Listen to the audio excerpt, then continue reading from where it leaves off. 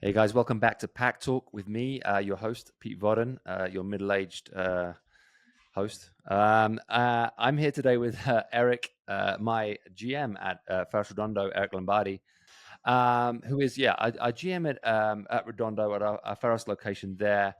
And Eric has a big background in fitness. He was, and still is, a fantastic CrossFitter. Very fit guy.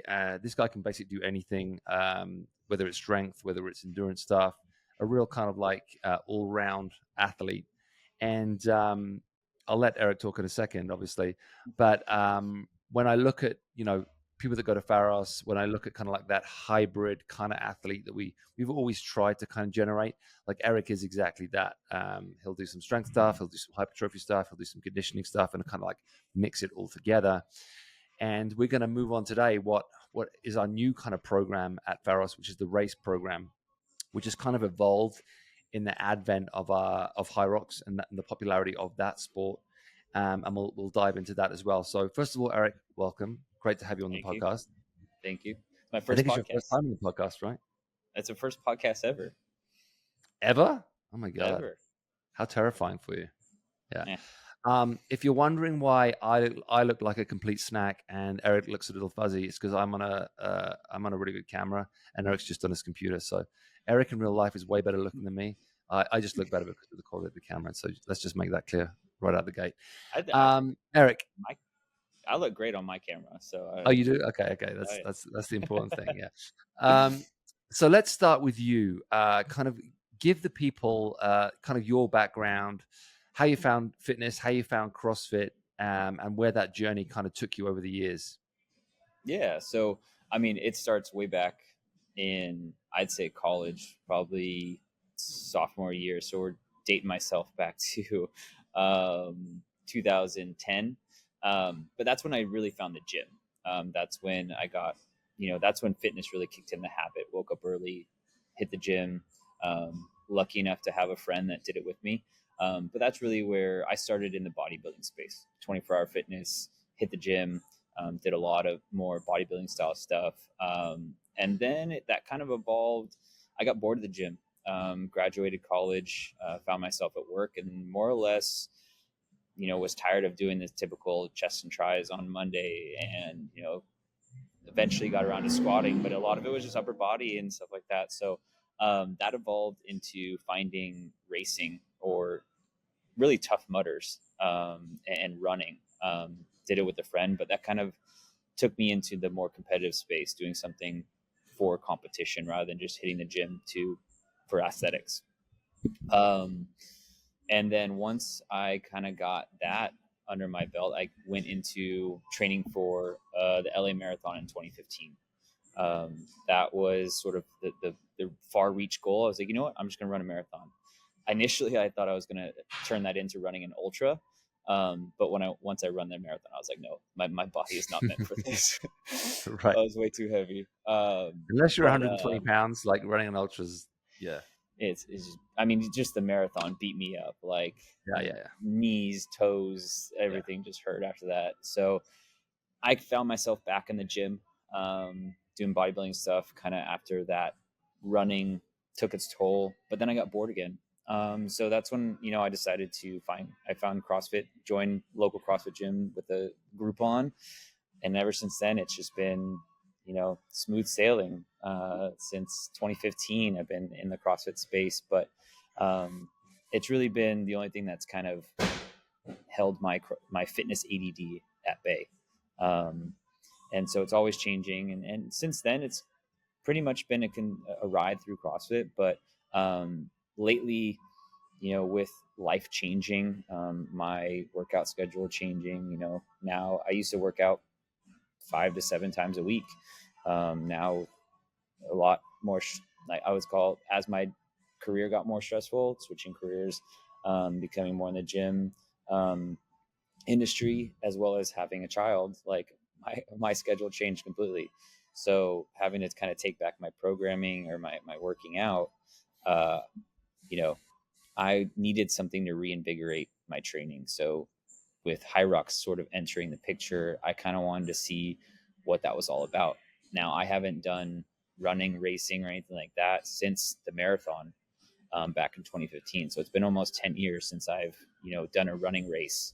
But going into it, being it more of a functional style race, not a straight running race, or call it a triathlon or something a little bit more monostructural, straight across. I felt prepared to kind of take it on, given my training, 3 to 4 times a week, and what I'm doing now. But obviously, I've started to add some stuff in to kind of ramp up that running. But kind of that's been that journey from, starting fitness to where I am now. And how long did it take you to? Because you're one of the best CrossFitters I've seen, and I've trained with some really good CrossFitters. How long did it take you to get good at CrossFit, would you say? I mean, comparing myself, like, for CrossFitters, it's the open. That's typically how you compare yourself. I continue to see progress in the open probably for a solid 4 years. I would say it took me a good 2 years to really hone in all my skills. But even saying that, like, I remember, learning the snatch, I remember coming into the gym when I first started CrossFit, and I could just muscle up like 275 clean. And like, I remember cleaning 300 pounds at one time. Big deal. Horrible starfish form, like everything. Yeah. And cleaning over 300 now is like a big deal, but it's done with a lot more precision, technique. I'm not scared to drop under the bar or stuff like that. But yeah, it's been a wild ride, but you always learn new skills, like handstand walking. I didn't do that until I was like 6 years in.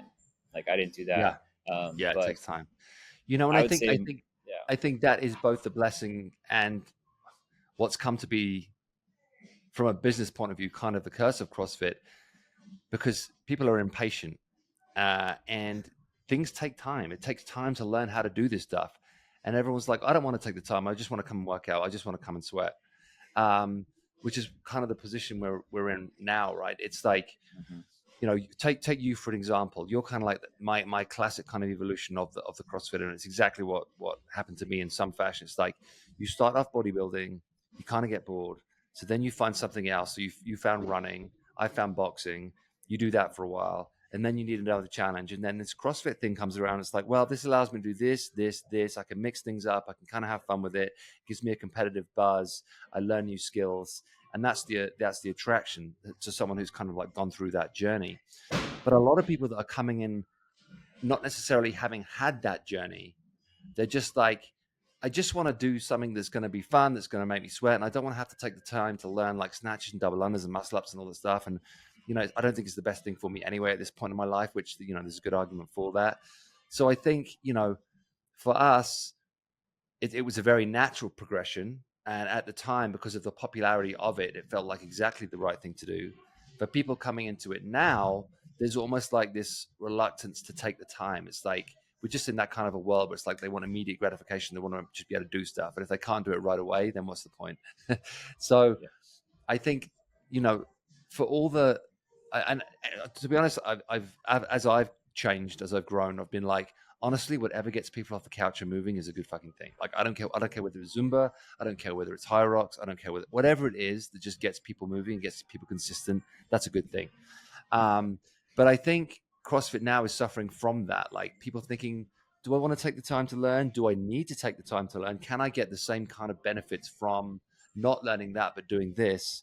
And I think that's kind of why the HYROX thing has taken off so quickly. And, it's very popular in Europe, but it's really starting to take off in the US now. And a lot of that just comes from, it's very easy to do. And I mean easy as in it's low skill. Like, you don't have to take the time to learn how to do double unders or anything like that. It's just like, you can pretty much go straight in, especially if you've done some running before and you have a decent, base of fitness. If you're taking a little bit of time to build up that cardiovascular fitness, throwing in some wall balls, although of course most HYROXs do them real badly, as we know. But, I think that is the deal. It's low skill, it's high reward. You get the competitive edge, and it just ticks a lot of boxes for people. And now it's like for someone like you and many people who, I mean, we know so many CrossFitters that are now competing in HYROX because essentially it's just fun. It's a real, like, just fun thing to do.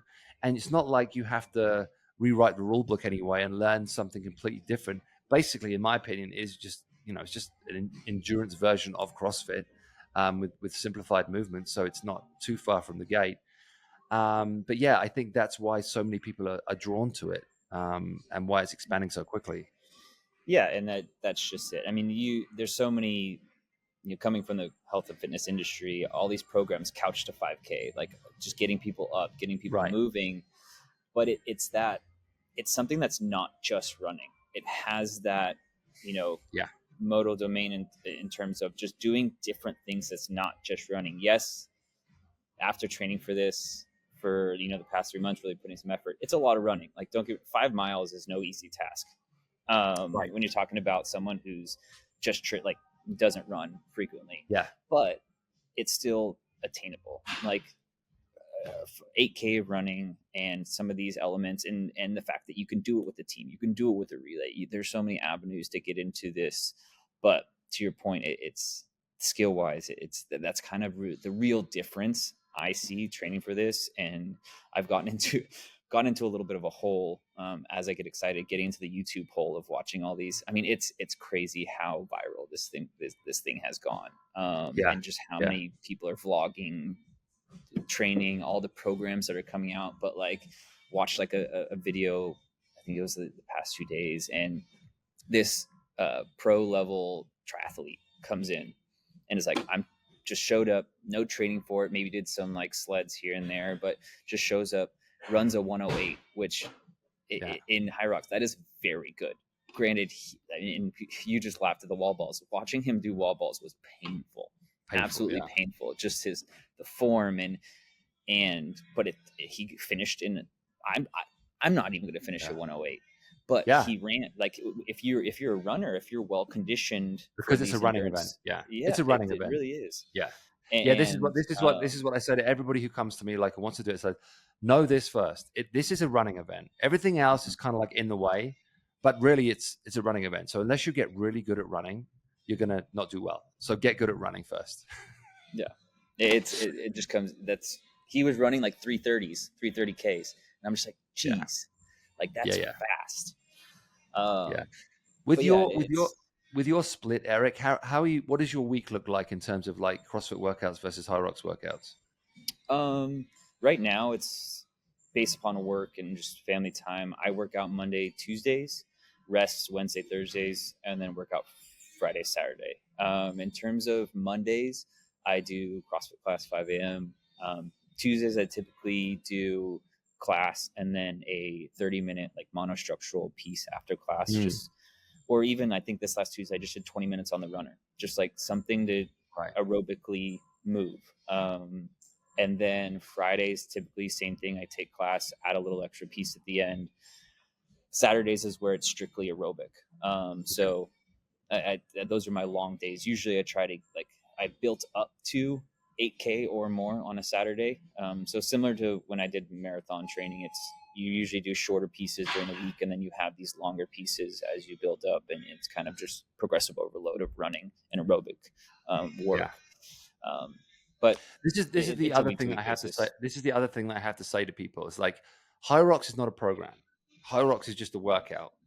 You can't do HYROX every day. You can do strength and conditioning for HYROX every day, but you have to be smart with the programming. Like, if you were to do those 40-minute like sessions every day, where it's just like long endurance pieces every day, you're going to burn out real quick. So, as with all these things, when something gets popular, people just like to do it to death. Whereas, the smart people will take a step back, like you were saying about your triathlete guy. They'll take a step back and say, okay, how do I get better at this? How do I get better at that? What's going to help me here? What's going to help me there? And not thinking about like what my day looks like, but what does my week look like? What does my month look like? How do I build strength in all these different areas to get me better at the overall thing? And I think that's when it comes to programming and programmers, you always have to look at that bigger picture. And honestly, like, I feel like HYROX will have legs if people use it as part of their training. If they use it as a reason for their training, I think it's going to have a relatively short shelf life, because just doing the same thing over and over and over again, it's going to get tired pretty quickly. These things always come full circle. I think a lot of CrossFitters will go to HYROX and they'll do HYROX for a while and then be like, I miss doing that. I miss doing this. I miss that. I miss getting under a heavy bar, whatever it is. And then they'll go back to CrossFit. And then there'll probably be some hybrid version of CrossFit and HYROX where you run and then do a heavy deadlift and then run and do a heavy snatch, whatever it is.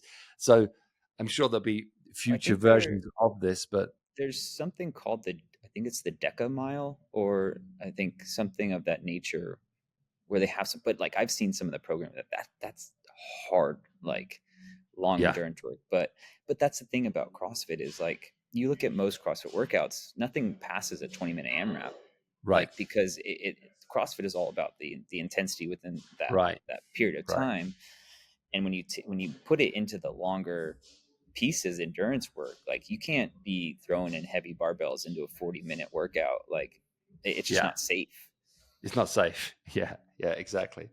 Well, and that's why, like, and I really enjoy, and I know you do too, these kind of like long grinding workouts where you really have to just dig deep and kind of like sweat it out. And I think that should be in the program. I think that's actually a great addition to a CrossFit program once or twice a week. But again, this isn't something people should be doing every day. And I think, as with CrossFit, if people try and do it every day, they will get burnt out. You have to be very smart with the programming. And obviously, CrossFit programming has gotten so much better over the years, the way that we've now, some days are more strength bias, some days are more endurance bias. So, Metcons can be short, Metcons can be longer. Sometimes we'll do hero workouts, whatever it is. But it's gotten a lot more intelligent as it's evolved. And I think the same thing obviously will happen with HYROX. But I do think, with a sport like that, it does have a shelf life, unless they, switch it up somehow, which I'm sure they will. I mean, there's a couple of different arguments. One argument I had, which is a good argument, is like, yeah, but the 100-meter sprint in the Olympics, it's the same event every time. And it's been going for years and years and years and years. So why not just train to get good at one thing and get really good at it? And there's an argument for that. But the problem is people get into HYROX and into CrossFit because they like diversity. They like to mix it up. They like different things. They want to, like you were saying, they don't just want to run. They want to run and do something else and this, that, and the other. So that human need for skill and new acquisition and development at some point kicks in. It's like, I just need to do something else now. So yeah, when I look at something like this, I always think it's great and it's going to be great for 3, 4, 5 years. And then it's going to kind of like tail off.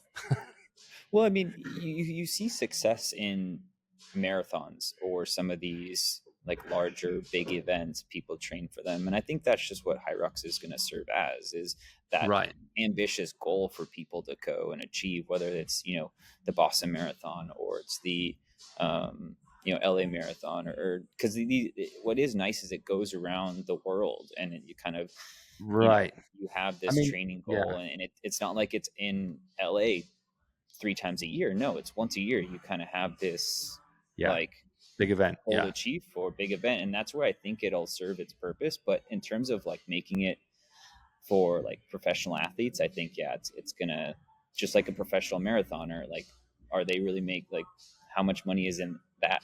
And so it's gonna be interesting to see where it goes, but like it is just that, like you said, it's not really a training program. And then it's it's the same thing as Spartan races and Tough Mudders, essentially, and that, it's not like you're going to do one of those every weekend. Like you can do maybe once or twice a year. Maybe you'll train specifically for that event, and the rest of the year you'll be doing your kind of like regular training. But again, in the beginning, those things were super popular. Like all the time you saw them all over the place. And now it's kind of like thinned out a little bit. And it's like, because people, again, they get burnt out by that kind of thing and they don't want to do it all the time. It's like more of a special event kind of thing. Again, great thing to train for, gives you a reason to get in the gym, all that kind of stuff. But, I don't see it as, something again, that's going to give you the same kind of like stimulus that CrossFit or bodybuilding does in terms of what it actually does to the body. And, you know, it's going to be interesting to see how physiques change, or what, you know, ideal physiques become, because, you know, essentially to get good for the most part at a sport like that, you got to lose some weight. So, you know, if I want to get good at HYROX, like I'm happiest at like around between 205 and 210. Like at that weight, like I can hold a good amount of muscle. I can kind of look the way I want to look, and I can still perform the way that I want to perform. You know, I'm never going to be the best at CrossFit, whatever, but I can kind of like be happy in myself. If I want to compete in HYROX, I got to get down to 180. You know, really. And I just don't want to do that. Now I can be like, well, I don't care about doing that well at it. Like you know, if I'm going to do one, I'll probably do it at like 200 pounds and just be like a heavier set HYROXer, which I'm fine with. And I know there are like Nick Bears. I think Nick Bears probably 210 or something. He may be even heavier than 210. But like there's ways of doing it. But at a certain point, you're kind of like working against your own body in a way. It's like, I want this muscle, but at the same time, I want it to do this. And then the body's like, well, why are you trying to make me do this? Like, this isn't what you built me for. You built me for this.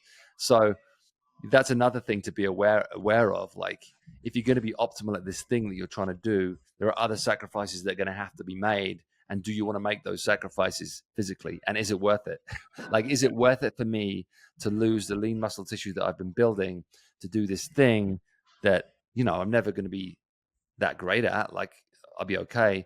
And then it's just weighing it up. And then it's just the honest conversation of like I said, like you can do this, but you're just not gonna be that great at it. But that's also fine. Like I was watching like Jason Khalifa do it. I think I don't know whether he's done it yet or whether he's going to do it. I think he has done it actually. Yeah, it's done. Yeah. But it's like a dude that big is never going to be that great at HYROX. Like it's just not, it's an endurance event. Like you're better off being 165 pounds than you are 245 pounds. But, you know, he can just do it under the acceptance that I'm just going to be okay. And that's also fine because it's just fun. Yeah. Well, I think he did it partner. Again, another YouTube poll. I watched his video. He did like the Dallas one. But yeah, he did it with a partner. Partner, by the way, is a completely different race than doing it individual. Like, it's because it's intervals basically, right? It's like work, rest, work, rest, work, rest. You get to rest in these, whereas like when you're an individual, you're literally doing an hour of straight work. You don't get to rest. And when you're with the partner, yes, it adds a little intensity to it, but that rest is valuable.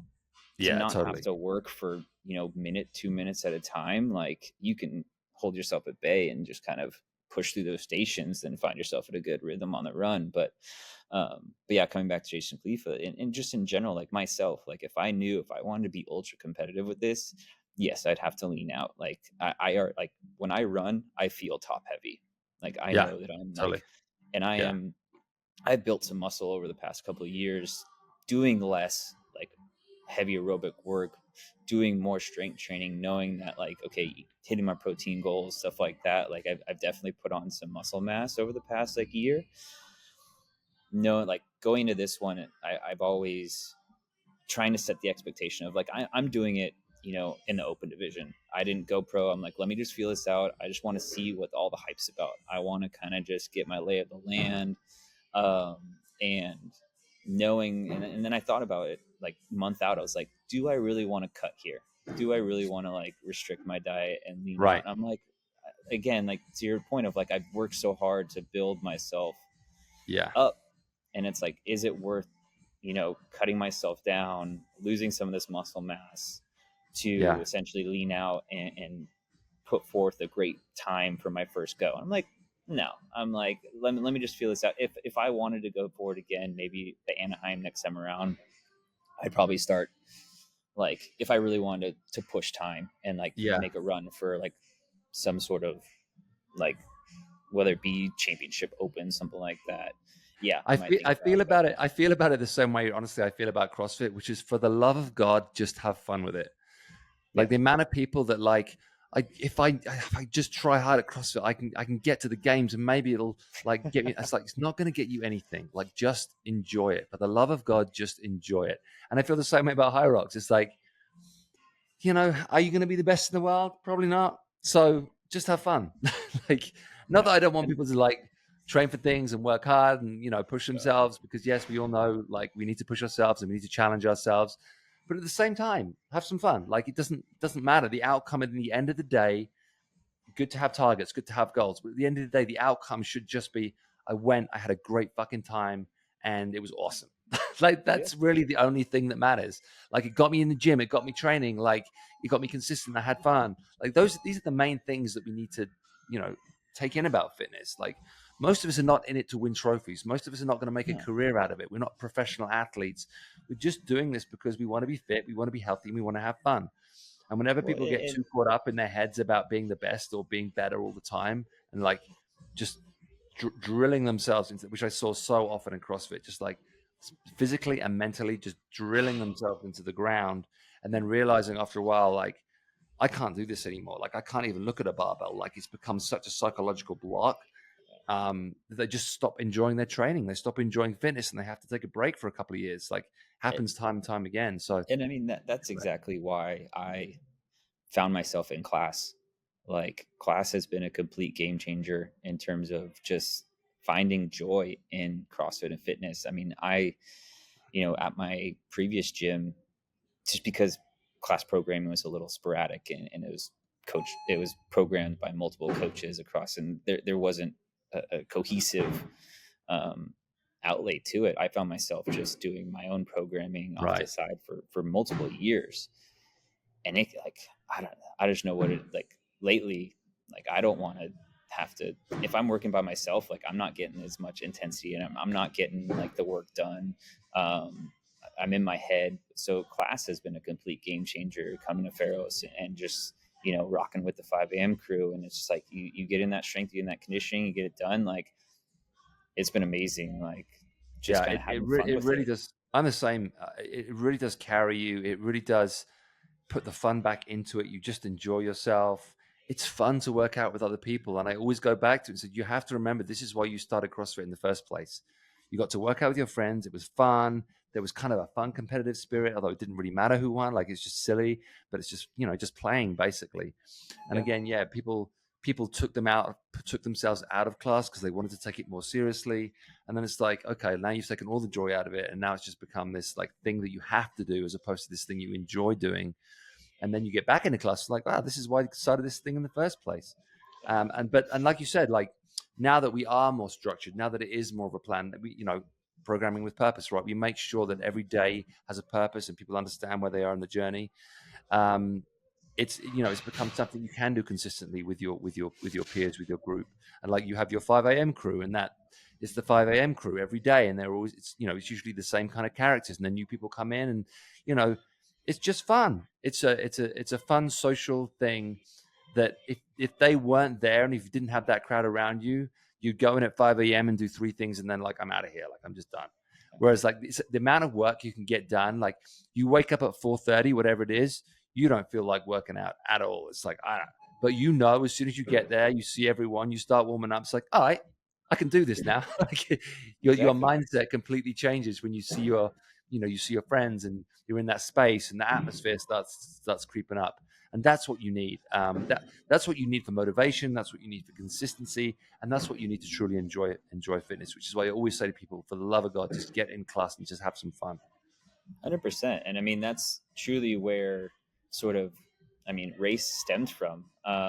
It was, long endurance shit is not fun doing by yourself. Like, you sit in your head, and I understand also some people, probably a lot of runners out there, love being by themselves, put the headphones in, kind of tune out, getting that runner's high. But when you're talking about like a HYROX, stuff like that, you can't have headphones in. And you're in that mixed kind of stimulus between running and doing something else, running and doing something else. So like, you can't really go out and run and be like, you kind of have to be amongst the people and everything like that. But like, I remember before we even started a race, like I would start getting some people in at like 6 a.m. or earlier on a Saturday, and just kind of doing a long sweaty workout. I was like, just something that was like more like mixed, but a lot of monostructural, some EMOMs, some longer AMRAPs, stuff like that. And then eventually that turned into our race class. And I mean, it has been hands down the best part of training for this over the course of the last 3 months, because like we got like 10 plus people just cruising for 40 minutes, just kind of hanging in there, cheering each other on, like running past each other. Everyone's on their own pace, just like looking to, work out for 40 plus minutes. Let's talk a little bit about that. When are we doing race at Redondo, and how are you programming it? So races Tuesday, Thursday, Saturdays. It started with just our Saturday programming, and that's definitely the most popular day. Getting people up and early on a Saturday at 7 a.m. So at 7 a.m. both Tuesday, Thursday, and Saturdays, but Saturdays is definitely the most popular day at 7 a.m. But it's programmed typically during the week. On Tuesdays, it's a shorter interval. So you're looking at probably 3 to 5 minute working pieces with 1 to 2 minutes rest. Again, everything spans across about 30 to 40 minutes of exercise or work. And then Thursdays is longer interval pieces. So you're looking at anywhere from 5 to 10 minutes of continuous work with a rest 2 minutes, somewhere in there. And then Saturdays is our longer, like chipper style aerobic piece. Your 40 minute AMRAPs, or like 4-time pieces that typically take anywhere from 35 to 45 minutes, capping it at 45 for some people. Very cool. And you mentioned before about how we didn't want to lose too much weight and all that stuff. Have you noticed you've actually lost fat doing it this way with your new split, or has your body pretty much stayed the same? Because you were always pretty lean anyway. Like, have you noticed any physical changes in your body? Not really, honestly. Maybe a tad leaning out, but like I've lost maybe a little bit of weight, but like I already sit below 10% body fat, so it really, I don't have much. If I'm going to lose weight, it's going to be muscle at this point. So, and what do you weigh right now? I think last time we were around 190. 190. Yeah. And we have a fairly big crew going out to Vegas. When is it? 2 weeks? Next weekend. Next weekend. What is that? February 1st and 2nd. February 1st. Yes, we have a fairly big crew from PHAROS Redondo going out to Vegas. So Eric will be there with our Redondo crew. So if you are going to Vegas for the HYROX, introduce yourself, say hi. They're all good people. And I'm guessing some people are doing a partner and some people are doing individual, right? Mm-hmm. Yep. And when you've been doing the training at Redondo, have you been mixing it up like that? If they're doing the partner workout, have they been doing the workouts as partners, or have you done it? I've done all individual, but I know those training have mixed it up. I know Mindy has been working with both Nico and Liam, just kind of going in and out. Jake's been working with Camille, doing some partner stuff.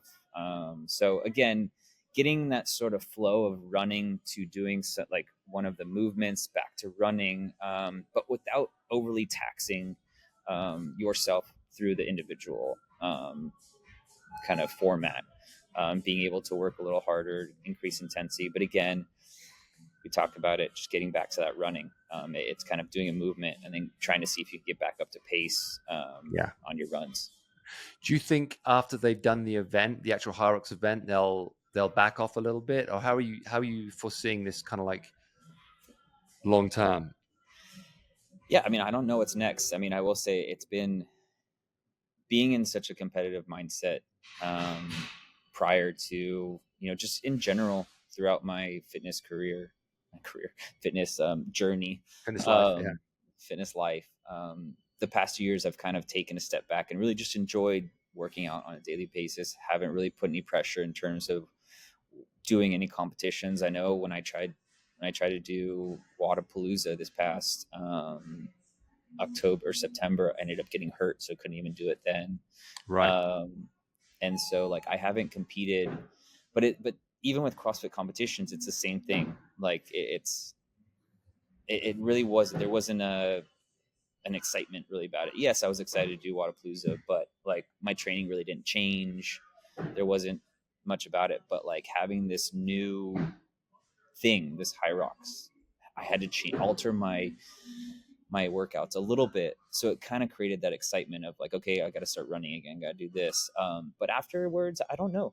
I honestly, that's kind of up in the air. I think seeing when the next, I definitely think I'd probably want to do it again, but that doesn't mean I'm going to be training for HYROX for the next like 8 months.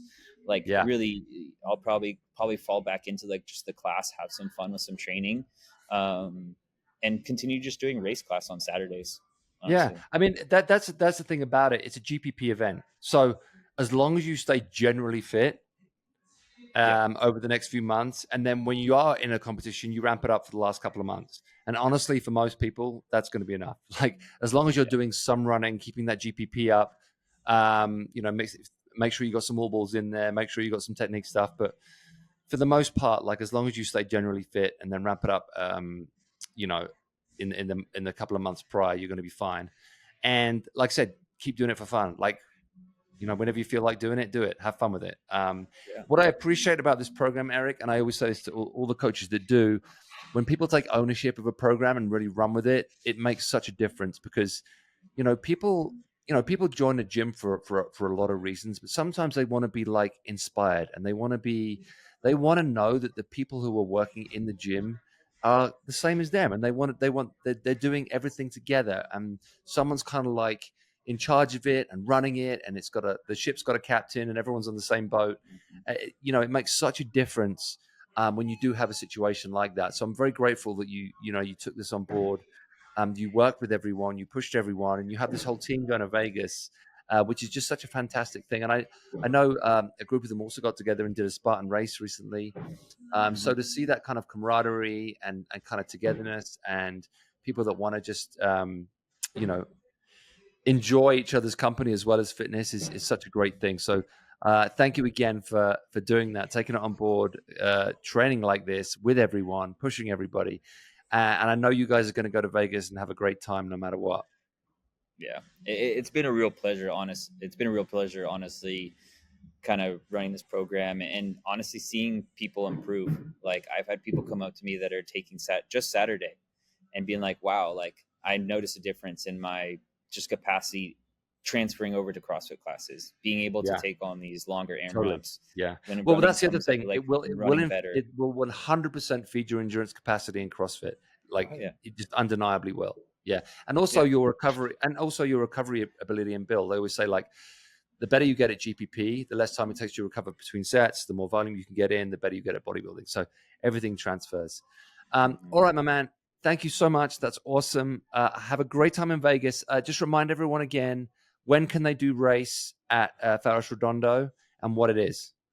Races are endurance style programming for, anything to prepare you for a Spartan race, HYROX, mixed modality, usually body weight or light functional movements paired with some monostructural work. So you're running, rowing, skiing, bike, but that's on 7 a.m. Tuesday, Thursday, and Saturday. Saturdays being, the most fun day with a big group and a long 40-minute piece.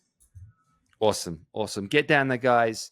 PHAROS Redondo Beach is an awesome gym. It's a great functional training space. I love that gym. I love going down there. I love working out with Eric and all the crew there. They're just such good people. Whether it's HYROX you want, whether it's bodybuilding you want, whether it's CrossFit you want, whatever it is, it's there for you. So take advantage. Come and see us at any of our other locations. Obviously, Echo Park, obviously Idlewild, obviously the new gym in Palm Springs. Phenomenal location. By the way, if anybody does want to practice HYROX, come to Palm Springs. Everything is there for you. Sleds, turf, running, wall, it's just perfectly laid out for it. So come check it out.